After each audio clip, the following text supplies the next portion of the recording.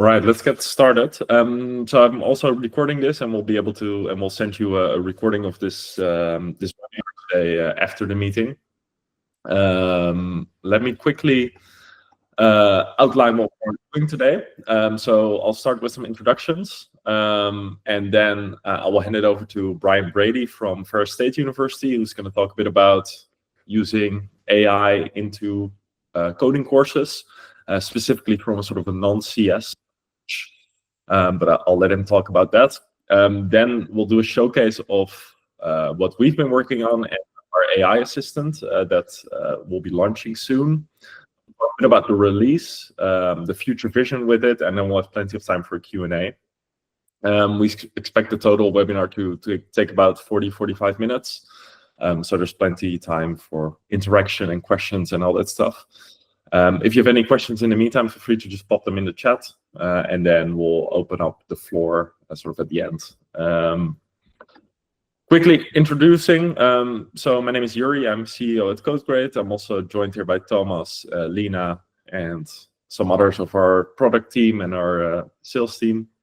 And also very excited to have Brian, Associate Professor at Ferris State University here, who teaches computer science to non-CS students, or teaches programming to non-CS students. But I'll let him talk about it. So let's get started, and I'll start by handing it over to Brian straight away. So let me stop sharing.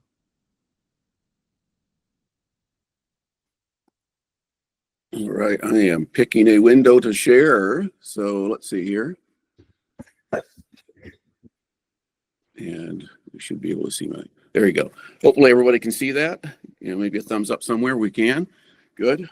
And so my name is Brian Brady. I work at Ferris State University. And so what I teach is engineering technology. So I want to look at where I want to go with prompt engineering and using AI in a programming classroom for these non-CS type students. So mechanical engineer with a master's degree, 15 years industrial experience before I started teaching at Ferris, and I've been here now 18 years. Time just flies by. The class that we teach in engineering or engineering technology, when you have a programming class, it seems like it's been around forever, that you have a forever, since the 70s or 80s, you'd have a programming class in an engineering situation.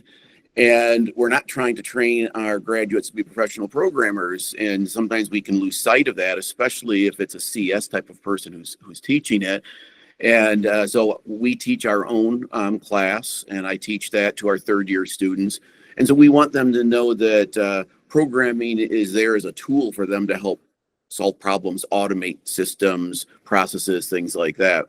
And we know our graduates are going to encounter lots of different devices, machines, that rely on various types of programming. And so to be able to look at the code and say, I can decipher what's happening here. I need to make a minor change. Somebody's asked me to do something different with this machine.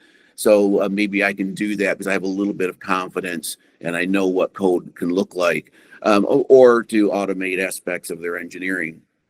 And so the class that I teach, we use Python, some circuit Pythons so that they can get their hands on microcontrollers, and the students usually find that the most fun of the semester, and turning lights on and little motors around and things like that. And then dive a little bit into NumPy for some numeric calculus, curve fitting, and matrix and vector operations, and see how they could possibly use that. The traditional way, and maybe I'm wrong in this, but I think this is the way I've seen it, and this is the way I used to teach it. You lecture about some groups of commands, particular methods, show some relatively simple, sometimes maybe get into more complex scripts. Students are assigned a bunch of practice problems to write scripts or snippets of code that they need to submit. And you hope that the students are doing their own work, and then you manually grade those at a due date. And if you really want to add to your workload, you can provide, after you provide feedback, maybe let them resubmit it. And now you have another due date and you have more work to do. The improved way, and I loved it when I ran across CodeGrade. So now I can build the automated tests. That's what, probably most of the people who are watching this at the presentation today are using CodeGrade for. And so you're putting together the blocks of automated tests, even if it's just input-output tests. And now the students can get their feedback immediately. No, I passed these tests, I should be fine. Now, maybe you're doing other tests after they've submitted and they're all done, or after a due date. I let my students submit as many times as they want to up until the due date. So if they find that they've done something wrong, fix it. And I give them all the tests. So they submit it and it runs through all the tests, everything that I want to check. So I'm looking at not just the expected output, but what methods. We've lectured on using while loops. So I want them to use a while loop. And if they didn't use a while loop, I'm going to flag that. And so now they need to go and change, say, oh, how do I do that? They used a for loop, but instead, or they somehow did it without looping.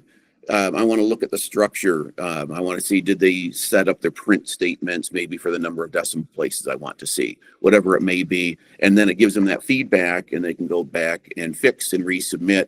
And students have really appreciated that. I have gotten feedback from the students there. So the improved way, right? We have a student has the submission, so they can create their submission. They maybe write their code offline, or they write it right here in the code editor. They've submitted that. They see they get all the check marks on the test that you say run with, right away as you run. And then they say, okay, I'm going to hit the submit button. And then they find out if they passed everything. And once they do that, they expand on it if they had anything wrong, and they see what was going on, right? So nothing new here if you're using CodeGrade. So the new way, I guess, would be to add the prompt engineering and use AI. So students are going to use it, whether we want them to or not. We can't keep an eye on them 24 hours a day, 7 days a week. If you have any assignment that's being done outside of class, or even if they're doing it inside of the class time, what are they going to do? They're going to pull out their phones. And unless you can keep a really close eye on them, they're going to use AI tools. This is the new future, right? So if we think of that AI as a tool for an engineer, much like for an engineer, programming is a tool. It's not our end goal to be programming.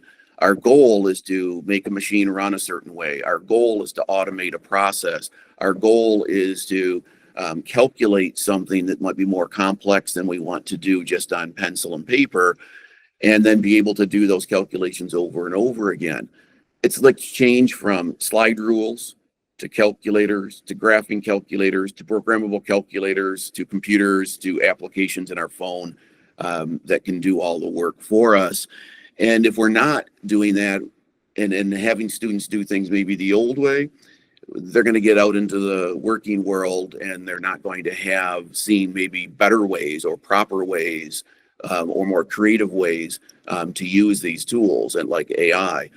So I want the students to leverage AI writing their scripts by creating better prompts. What do they include in the prompts? What don't you include in the prompts? And the challenge becomes, and I think for all of us, how do you do this, right? It's going to require that you change how you're teaching the course and how you create the assignments. And that's going to be the biggest challenge for me, is how do I create the assignments that students can't just copy and paste and AI does the work for them. So my plan, and so mine's a spring course, and so this is going to be all new and implementing CodeGrade AI right in the course this coming spring, is keep those lectures in there. Lecture on all the fundamental things that I lectured on before. That will not change. It will be after the lecture, how we go about doing the assignments. There's lab time for my class. So part of that lab time is demonstrating prompt engineering to create your code.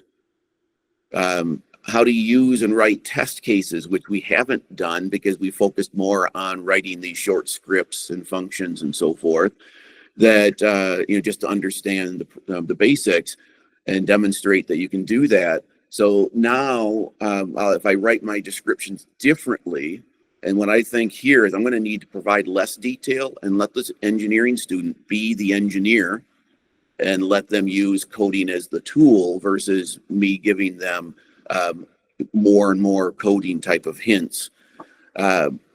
I've tried out at this point using VS Code and GitHub Copilot, and it's worked great. Same with JetBrains, PyCharm, and Copilot, and using it as the chat interface, and they also have the commenting type interface. And I think this is a good way to do it if they're offline with it, and then offline being not in their CodeGrade, but in CodeGrade, you'll be able to use the new AI. And then with CodeGrade, it's not exactly an AI as we know, an IDE, I mean. Maybe we can get closer to an IDE and be able to run and then see actual results there before you would then say, oh, run it using the tests. But hey, we can dream. So here we'll write the prompts and get that information back. And I do like the 3 different types of AI setups. I was playing with that a little bit more yesterday. So for a conference that I was recently at, I was showing them how easy, if I say, hey, create for me a script that prints the conference name with ASCII art and make it slanted and use a particular library. And it was like, oh, perfect. I can incorporate that right into the program that I'm writing if I'm writing some larger program. And it showed how easy it is just with 2 sentences to get some output. I also use GitHub Copilot via comments, to do something similar. So I wrote the comments, write a script, make it slanted and so forth. And then if you haven't used the Copilot, I recommend taking a look at it, because once you finish that last comment and add a space, it gives you in a lighter colored text, here's your code. If you want to keep it, hit your tab key, submit it, and you're all done. And these simple code assignments like these are really going to be too simple for AI, and the student's not going to be left doing much work. So there's going to be room to add some complexity. Code Check has these great little code script stubs, right? Some comments, and say, hey, given this input, this is what we want you to do. So it's seems like a fairly simple prompt that there's not much there. Can AI do that? Well, I find that if I wrote that out and said I want to do this same this particular stub, and I find that it did a fairly good job. It didn't pass their tests because of one particular thing that I didn't notify AI about. I've got that arrow there, and that is they're expecting a particular input string variable format, and I didn't tell it that, and so it wrote using input underscore string, and it wouldn't pass. As soon as I went in there and changed that one little thing, it passes. So these very simple code assignments that you might give might become a thing of the past, or you can quickly get past them as you have the students learn just how to do the prompt engineering. So if I change my initial prompt and added it in there and saying that assume that that input str variable has already been assigned in the script, it got it right the first time. There was nothing else for it to do. So a little bit of engineering in the prompt, and it was able to get there. So we've probably all played around with it to see that it's too smart for our typical entry-level coding assignments. We need to do more or do things different in some way. So my thoughts is we want prompt engineering to allow the students to focus on solving the problem, not just dealing with problem syntax. I've had students tell me, I worked on this for an hour last night and I still couldn't get it right. And I went in and showed them where they missed a colon. And they said, that was all it was? Yeah, that's all it was. So the syntax is where they got stuck. They essentially had solved the problem correctly. So maybe moving on to more complex assignments earlier is something we'll be able to do with AI. John Johnson once said, first solve the problem, then write the code. I say, first solve the problem, ask AI to write your code, make sure that it works as expected, and then can you read, understand, and explain the code if somebody were to ask, might be our better task for this. Okay. So I'm looking at assignments where I'm calling them sketchy assignments. They're less detailed. What I want is not as much detail and giving hints on what you should do with the code. AI is going to do that for you. And I want those students, these are engineering technology students, to lean against the classes they've already had, the engineering classes, the math classes, the physics classes they've had, and go back and reach back into that knowledge or look and find the right formula, and then but plan a method. What's the method they want to use based on these sketchy assignments? And in order to keep students from just copy pasting or using AI reading what's on their screen and turn it into text, that might have to be back to handwritten paper assignments on green engineering paper. I don't know. But for instance, here is a very detailed, maybe overly detailed. Those of you that are CIS people might have said that I would have never given an instruction like that. I don't know. I'm an engineer. I'm not a CIS guy. But I'm telling them that what I want them to do, make this rectopolar XY and some detailed information in it on what I want them to do. Because I'm trying to teach them to write the commands. But if I shift towards teaching them to write the commands to solve a problem, the new instructions, I've got a sketch saying, hey, this is what I want. You're going to make this rectopolar XY, R and theta, theta's in degrees, but it's a handwritten, hopefully legible enough for the students to read. I don't want any rounding, so I don't have as much detail in it. I do tell them I want a doc string and what I want in the doc string, and then here's a sample on the bottom of what, when you run this, so once you import it from the file you're going to give me and you run it at your prompt, what you should get for an answer.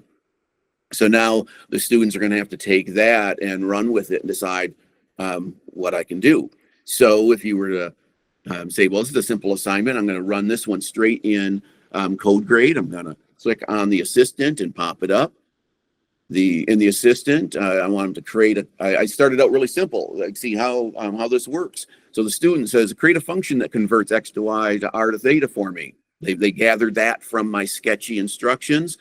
And certainly here it is, and it runs it through. I love how it gives the explanations along with it, what's happening with the parameters and the various functions it's using. And then an example use case even, and some output. And then I noticed by reading through it, and we would see if the student would, but that theta is an angle in degrees here. Well, it started with an angle in radians, and I asked hey, can you return that in degrees instead? So we're using degrees in our class, maybe, or we want to in this particular case. And certainly it was able to make that change. And after making that change, it's given me the output in degrees. It even put the degree symbol in there, which is nice, so the students can see they can do that type of thing in their print statements. I was able to then ask it to return the angle from 0 to 180 or 0 to minus 180. All right, or I could have even said from negative 180 to positive 180. And it said, certainly we can do that, because it was doing everything in 360 degrees. And when I was all done, if I hit the run, I see that it ran and passed all the tests. When I would hit the hand in, the only thing that failed is something that the students need to do for me every time, and that's run it through black or something else to make it pass a Flake 8 test. It failed the Flake 8 test, so I told them what to do. I love this. So they went in and they can fix that solution. So me as my demo student got an A and a star on that assignment with maybe 10 minutes worth of work. And maybe that's the size of a chunk of time we want for these small intro assignments, and provide more of them. Okay. Similarly, when I was using PyCharm and using comments, so here I was asking them to find the volume and surface area of a conical frustum. The assignment description for this one is going to tell them to find a formula for a conical frustum, or maybe double check the one that AI gives them if they were to run this. And so in this case, I didn't tell it what the formula was. It came back and it told me. I could double check that against a trusted source, and my conical frustum function worked. I've looked into some problems that might be good problems for dealing with AI and this prompt engineering by these promptly problems. Found that in a paper, and it was kind of nice. It gives you in this case, five cases where this a range function was being used and telling you what you should get as the output. So now the student has to do the thinking and the engineering on what is happening so that I can create a prompt that tells AI to give me what I'm after. And so that's something, and then possibly have some points associated with reflecting on this. But I've given them some hints to ask themselves what's spaces and non-letter characters, what's happening to those, what's happening with the uppercase versus the lowercase, making them think and kind of maybe aiming them in a direction without giving away the whole thing, right? So this big shift is going to happen, I think, in entry-level programming and how we teach it, and trial and error is going to be a big part of it. And then that's what I'm going to start as my trial and error period here in January. One is this writing good prompts, setting context to the script, some basic requirements in the first prompt. In this case, I reviewed and ran the generated code and see what it gave me. I find its explanation here. I requested some changes to it. So this was a function where I wanted them to use it was a low pass Butterworth filter, and I wanted to plot what the filter profile will look like, and then give some statements on particular frequency settings for a number of filter levels. So 1, 2, 3, and 4 in this particular case that I ran. So it's summarizing it, so I can read those summaries and see what's happening, review the code after it ran, and I'm hoping that this is what we'll have our students do, but walk them through problems like this. I didn't particularly want a feature that it used, so I asked it not to use that feature. It made some changes. I reviewed the code, made some more minor changes to meet the assignment requirements that I would have, so taking it a step at a time. Again, in order to pass my auto grader, I know I needed global fig because my auto grader has to look at the actual figure and then pull information out of the figure. So I needed to work after they finish running the function, generating my code. Forgot that I wanted it to print the lines, what I wanted them to look like. And in the end, it was able to create the plots that I asked for, as well as the printed output that I asked for. So this is going to be a more involved problem for a student to prompt what the instructions look like. I'm not exactly certain for this one yet, so that I don't give away the answer to begin with. It may be that here's what your output will look like, and then a few pieces of information, and then let them get to there. I will still need them to know which order I want the plots in, because when I go in and look at the figure, the code that I've written, I need the 0th item in the figure to be a certain line, and the number 1 item another, and the number 2 item to be something else. And so that's where I'm going with it at this point in time. And there will probably be more and more changes, but that's what I have. So I'm going to stop the presentation there, because I don't want to steal any thunder on the different prompt types, even though I was looking at those and really excited about them. Great. Well, thank you so much, Brian. And I'm sure we'll have many more questions for you at the end. And it's really great to see sort of how you use or how you're planning to use both CodeGrade's assistant, but also consider like other assistants and sort of other free resources that are out there. And I think that's important. So let's now talk about sort of the tools we can give you to teach instead of programming and AI as a tool for your students. And that's basically our new AI feature. So let's showcase that. So let me start sharing quickly. Chairs. Yes. Some key features of the AI assistant. With CodeGrade's AI assistant, it's based, it's linked to an assignment basically. So what you will be able to do is configure multiple AI assistants for an assignment. That you can basically give a system prompt and you can sort of tell it what it should do. But I'll showcase that in a second. And if you enable this, then basically students will be able to use this straight in the editor, but also in the submission overview. So if you don't use the editor, which I know a lot of our customers maybe use Git to hand in, or they use the file uploader, it will also be available in the submission overview, so after students hand in. The big thing that we want with this is that you as a teacher get insights into what your students are doing. So we're basically giving you the power to view and assess the student conversation. And then everything runs on Cloud. That's the model we use at AWS. So for sort of all your data and those kind of things, this is all compliant with our current data processor policies. So there's like no changes at the university level, especially for European customers. That's necessary to integrate this into your courses.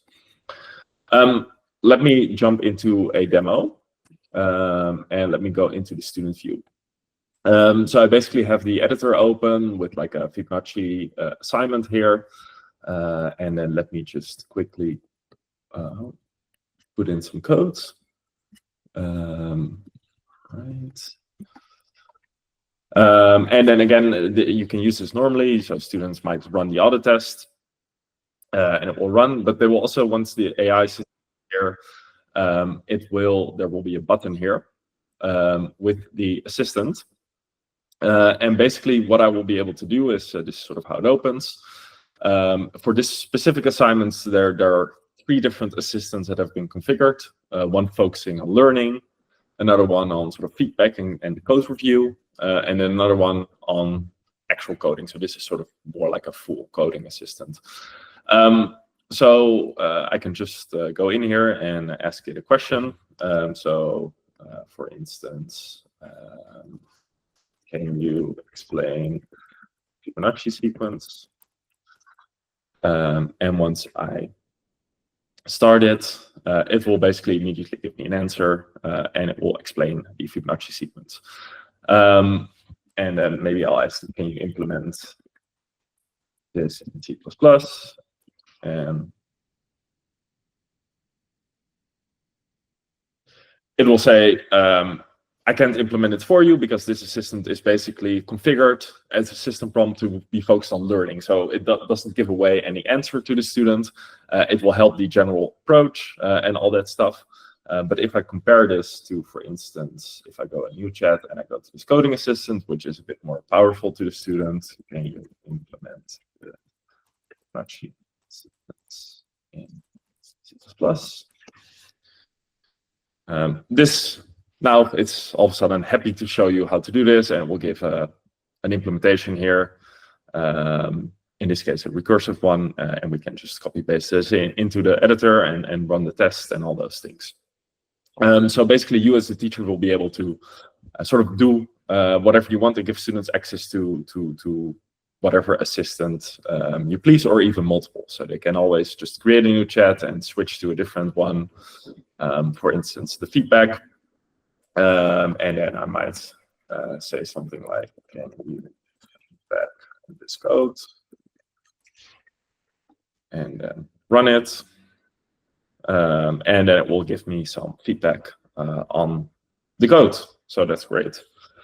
Again, what I can also do is, as my audit test has ran, I get some feedback from audit test here. I might go into my learning assistant, and the auto test is giving this feedback. Can you help me? And then again, it will explain basically that you should return 1 maybe here. So then I go to my code and maybe I find the return 1 now, and then I run it again. And then I can sort of use the AI as well to sort of explain feedback I might get from the audit test. And now it actually works, and I can go ahead and hand it in, and I'm done with this assignment, and I can move on to the next. A cool thing that you can see, it will run again, is if the assistant is enabled on an assignment, a new tab opens here, Assistant Chat. So here I will actually be able to see sort of all of the different chats I've had with the assistant. If the assistant is still available here, I can also further talk to it here. So maybe after submitting, I get some feedback from the audit test, or I look at the code, and I might ask it more questions. Let's see how this looks like from the teacher perspective then. View submissions. So here, as a teacher now logged in, if I go to a student, similarly as the student, you can view the whole conversation the student had. So this sort of gives you the opportunity, if you want to do more prompt engineering and sort of implement this into your course. This is a very easy way for you as a teacher to actually see what students are doing. So you can see all of their chats. You can see the prompts. You can see all of the issues they may have had. You can see when they handed in a submission, and you can actually click on that and go to the previous submission as well. And that should give you more insight into sort of what the students are doing. To configure this, it's really easy. So if you go to the settings page, and basically once you've opted into the feature, it will be available on an assignment level. There's basically a new block here called AI Assistance, and I can simply add it. So let me actually just create a new assignment. And then scroll down. We have 3 sort of default prompts. The one focused, the full coding assistant, which is basically the only limit that it has is that it answers coding questions. So it won't tell you what the weather is tomorrow, or try to tell you. We have the learning assistant that sort of minimizes the amount of code it gives you, and then feedback assistant, which is more focused on code reviews and things like that. So if I click on this, you can actually see the system prompt here. And I can also edit this. So for instance, if I do something for Python, I might add something like for Python. So the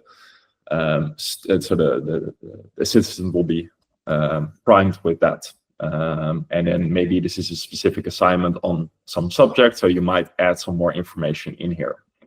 Again, the differences between these is at the moment basically the prompt. So here you can see that for the learning assistant,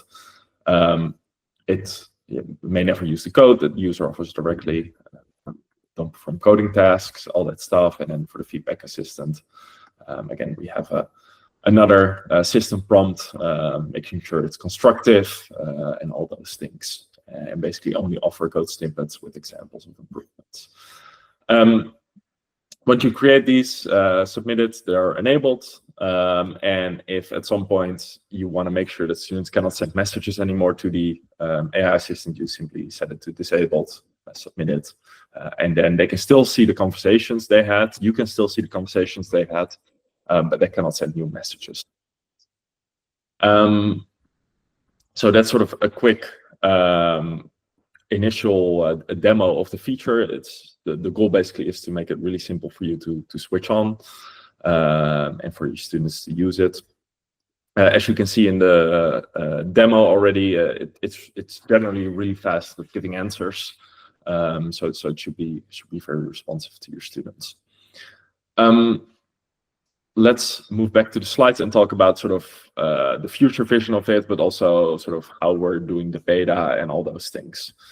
So basically, there's an opt-in beta starting now. So if you want access, you can reach out. We're not going to change like the data model anymore here. So all of the conversations will keep working in the future as well.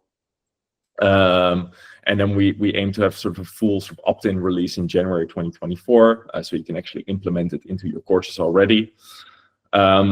We might price this at some point as an add-on, just as a heads up, sort of depending on from our demos, but the pricing, mostly the hosting costs are very expensive. But we're not aiming to make any money of this. We just in case we need to be pricing it as an add-on, we will do so. But we'll give you more information about that by April 2025 once sort of all our calculations are done. In terms of future vision, so currently what you see is that the assistant, basically you give it a system prompt, and that's sort of what you can do. What we want to add in the future to this, which will make it really powerful, we think, is that you can configure to give it access to things like the description, the auto test results, and the student code. So then it can give you more detailed feedback on sort of what students are doing. And again, you'll be able to configure that yes or no for the assignment. So the real advantage of that is that students don't have to copy paste their code in, especially if you're using sort of more general assistant. We're also working on we want to work on sort of more global assistants. So these are sort of connected to specific assignments, but just a global assistant that's built in that can help you with using CodeGrade, whether it's from sort of a student that wants to know how to hand in with CodeGrade, or you that might be setting up automated tests. Because we know a lot of teachers already use things like ChatGPT to write tests for them and help them. But integrating this will hopefully also make that powerful. And we also hope to get a lot of sort of customer feedback based on sort of this and what professors are doing with this in their course, and based on that, sort of further develop the feature. That sort of wraps up the showcase, and we have plenty of time left, luckily. Quickly, before we go to the Q&A, I just want to share some other things we're working on. We're sort of redoing our community library content for Introduction to Python, for which we will have a webinar as our general Python setup on Thursday, December 12th. And basically, we're redoing all the assignments to use coding quizzes. We're adding some new ones. And in the meantime, we've also been making tons of other small improvements to the app, which you may or may not have noticed. So things like the Autotest v2 UI, that's a lot faster. What you will also see is a nice quality of life feature for student that's just quickly make sure everything fails, is that you have a lot of failed tests. For instance, we just opened the first test now and not everything, because then the UI got really slow. So now this is all a lot more responsive. We have some accessibility fixes we did, some small UI glitches. So basically, we're sort of continuously working on very small updates as well. So hopefully that will sort of improve your experience with using the platform. I'm sure there might be questions. So I basically want to open it up to the audience now. If you have any questions, feel free to shoot. If not, then thank you so much for joining today. All right, I see one, Leslie. Hello. Hey. Awesome presentation. I'm really excited to try it out. I've already sent my email request. Great. But is it available for, I hate to say this in a crowd of computer science, R? Yeah, so it's basically language agnostic in that sense. Okay. So what you would do is it will definitely work for R. You just make sure to set. You probably want to set like the system prompt to say this is about R assignments and all that. As you already submitted your request, what we usually do is the next step is we'll set up like a quick call to help you set it up as well if you want. But yeah, it should be available for any programming language, basically. Yeah, I figured, but I thought I'd just ask just to be sure. Yeah, for sure. And then this one's for Brian, if that's okay. Yeah. So what did you try this out in your class yet? We need to do this in my class, exactly what you said you're doing. So I'm so glad that I joined this morning. So how are you? Did you try this in your class? And No, I have not yet. I have talked with a lot of my seniors who were in my class last year, and to get their feedback on what I were doing. And there was like one holdout. He said, I really wanted to just write my code manually. I said, well, you'll still be able to if you were in my class this time. But keep in mind that unless you get very efficient at it, you may run out of time.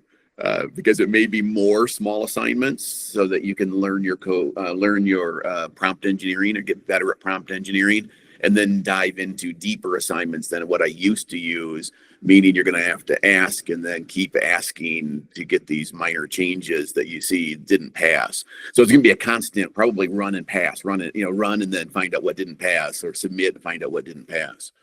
So you're going to require your whole class to use the prompt engineering and not let anyone do manual. Oh, no, I will allow manual. Okay. I will, if there is prompt engineering, I may have a few assignments where just to have them do prompt engineering, but you will, no, if you want to manual, do everything manual. But if there's the sniff test is if it seems that you're using AI, you're just not telling me you're using AI, please just use the AI and put in your prompts inside of CodeGrade. Okay. Well, I won't. That was more about pedagogy, so I won't hog the floor. Thank you. And maybe we should do a follow-up webinar with Brian when he has been through this now at some point next year. Thank you both. Leslie. Any other questions?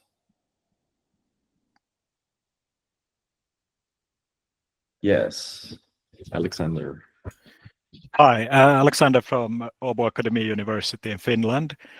I'm a teaching assistant on my last year in the university, 5th year, and I'm writing my master thesis actually on using teaching AI as teaching assistants. And one problem I've noticed with first year students is that they're very fast to obviously jump to AI when they run into a wall, which isn't always a bad thing compared to sitting 10 hours alone in your apartment, bashing your head against the wall, trying to understand it. But I'm kind of curious if you have any thoughts about the long term, if they don't learn basic stuff at all, if they just run behind the AI, so to speak, all the way. We've been implementing now a lot of written exams where you just have to explain basic algorithms, stuff like this, to see are you actually learning, instead of just getting full points in a course. And then we suddenly have a lot of engineers who don't know how to do their basic training. Do you have any thoughts about this at all? I think Brian should maybe answer this one. Yeah, and I like your idea of the written test, and that's where the one part of my semester that will change the most is probably going to be my midterm exam. I do a project at the end that they've got to pull together a lot of different pieces of Python, and they can either use CircuitPython or Python to write their code. And so I'm just looking that they've included certain things. So to pull that together, they're going to have to do some pretty good prompt engineering if they're using that, or they're going to write a lot of their own code. But for the midterm, on the fundamentals, right? Once I get up through a certain chapter, I'm saying these are the fundamentals. These are the basics of Python that we want to understand. Variable assignment and loops and using lists and strings. Is then here's the code and explain, or here's the code and modify it by you give them all a red marker, and your task will be to mark on it and say, modify this code to do what we want. So that means they know they can read the code, understand what it's telling them, and then make those changes. And I think that versus writing code, which has been my midterm exam, has been writing code snippets. Well, now with AI, I'm not really testing the student very much. Yeah, that sounds like a really good idea. Actually, I'm going to speak with my supervisors about doing something similar, because then you have to understand the code, and you can't really, if it's on paper, you can't really ask an AI to do it for you, or not, at least in a big room. Yeah. Yeah. Thank you very much. Thilo. Yeah. Hey, it's all exciting times, and maybe I'm still in the phase of trying to understand, or in the phase of confusion, where this all should go, because I still have the goal of teaching my students how to program and not how to write AI prompts. So we're moving the target. I mean, at the end of the day, students should be able to produce code that does something according to specifications. And then the question is, will we change the programming language from Python to ChatGPT? I mean, is that what we're doing? And is that really what we want? I'm not so sure. And I'm in the state of confusion. And when I've seen the CodeGrade built-in assistant, and if I, as a teacher, would configure just the, what was it, the learning assistant, then how do we prevent that the students just open a second window to ChatGPT, like, what the heck, give me the code and I'm done with it? Have you guys been thinking of that? I mean, yeah, maybe I'm still in the wrong mood, but would it be an option that that if I make assignments and I only allow the CodeGrade editor, and I allow them a CodeGrade AI assistant, can you then disable the cut and paste into the editor, that they still can't come up with a powerful external tool and use that instead of what's provided? I mean, I'm not sure where we should go. Yeah. Let me maybe first answer a little bit of that, and then Brian probably has some input. But I think there's also a big difference sort of with Brian, who's teaching like engineering and maybe like computer science, where you really want to make sure students actually know how to program well. But in terms of sort of the AI assistant and being able to also just use ChatGPT, of course, that's a valid concern. What we do see a lot of people do is they go to some kind of exam forum and they might use CodeGrade there, and there you can also enable the CodeGrade AI assistant. So that's usually where then people will, they won't be able to use ChatGPT, and if you use it in some kind of proctored or a secure setting. But yeah, from our side, we also don't really know yet what's going to happen to the education landscape. But Brian, maybe you have some more answers there. Well, it's a philosophical question for sure, and it depends, I think, upon what your end result is for the students that you have. I would probably take a different tact if I had CS students in my class. Anybody who's going to go on, if this wasn't just the only programming class that my students see, so they can then use some programming possibly in a project in the future. But I see it as a tool that is, programming is a tool, and then how ChatGPT became, that interface in between. So you're asking for it to write in Python, maybe because you can install Python on your computer, and then you can then have this script and run over and over again to calculate the strength of something, right? But that interface that is changing for some of the people who aren't doing programming full time. And what do we want that to look like? I don't know. This is something we could sit down and drink a pint or two on for hours probably, and not come to an agreement among a group of us. What's the best way forward? And I think the best way forward is different based on each individual setting. My brother's not an engineer. He's a computer. He sets up networks and things for a company. So he's basically their security person, one of their network security people. But he was tasked because, hey, he's the guy who knows computers. They wanted a program that did a certain thing. And he says, man, I haven't programmed like that in years. So ChatGPT, he asked it to, hey, this is what I want. I want to create a keypad on my screen using Python with the numbers 0 through 9 and an enter and a back button. And then it wrote the code. And he said, now I want only to allow numbers in this type of a sequence, 3 numbers, then a dash, then 3 more numbers and a dash, and then 5 numbers, because that's what their part codes were like. And it set up the code for him. Then he said, then I want you to do, and then he basically walked through it. And he said it took him 4 hours to write code that would have taken him 4 or 5 days to go back and remember how to do all those things and search websites like Stack Overflow and stuff to get it in place. So as a practicing, someone who's out in the real world, right, working, not in education, that was the way that he went about getting the job done. He didn't care to know any more about Python after that. He just needed to get something made, and Python was the tool. And so ChatGPT became his immediate tool, and Python was the tool that it created the end product in. Thank you. Quick question from the chat. So is the model starting from the exact same clean state for each student? Yes. So it doesn't every student has basically the same experience? It's a good question. Marwan? Yes, thank you for this presentation. I'm really excited. So I teach computer science students.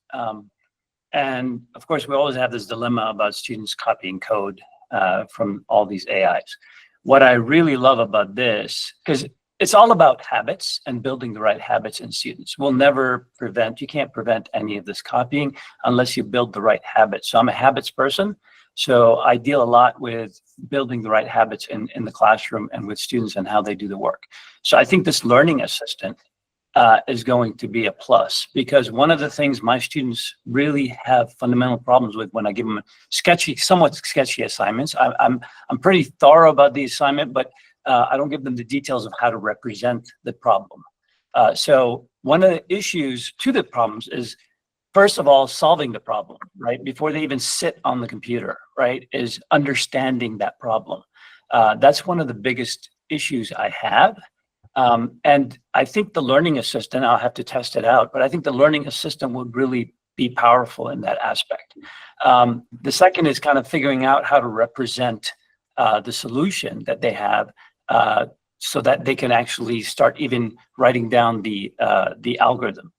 What would be interesting to see is if they wrote the algorithm down in whether it's English or whatever language, if that assistant can help in that aspect of say, hey, you're on the right track or something like that. This is something that I think would be really powerful.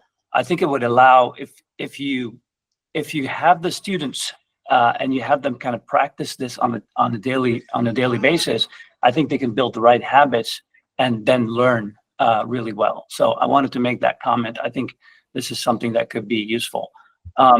The question I have, though, is more of financial. So when you say the fee for this in terms of coming out in April, do you have an idea of what it would cost in terms of extra per student access? Yeah, so that's a great question. So that's sort of what we're working on now. In any case, it will be some kind of like, we're not going to do like a credit pricing where you have to purchase. So we need to figure out some kind of average that works. But we don't expect it to be like a lot more or something. So we try to keep the cost down for sure. Also depending on sort of what kind of license you're on. But yeah, we'll be sure to come out with that like before April with sort of an early estimate already. We'll try to get that to you sooner than that for sure. Great. Yeah, quick from the chat from Erno. The biggest issue he noted was the copy pasting of code and grader feedback. So that's exactly one of the points that we want to sort of improve, which is that integration where you can give access to certain parts of CodeGrade to the assistant automatically. So basically, you will be able to select, okay, the assistant can have access to the student's code or to the other test results and feedback, and then hopefully they don't have to copy paste and they can sort of interact more integrated with the assistant. A question from Gus: where does your training content come from? Thomas, it's just a general model, right? Yeah, so the thing that we try to do is to have an industry strength model and something that they will use in industry later on as well. And then, so we have the same training model, same model as, well, Anthropic with cloud. And this also allows you easier to set up your own system prompts as well. Great. All right, so I think if there are no other questions, I think it's a good moment to wrap up. We've almost made it an hour, so it was great to get so much engagement. Once again, I want to thank Brian Brady from Ferris State for the excellent presentation and more of the pedagogy. And I think we definitely need to do another session on this, more on the pedagogy as well, after people have been able to sort of play around with this and incorporate this more, and then hopefully sort of next academic year, everybody has all the answers. But we'll see. All right, thanks again.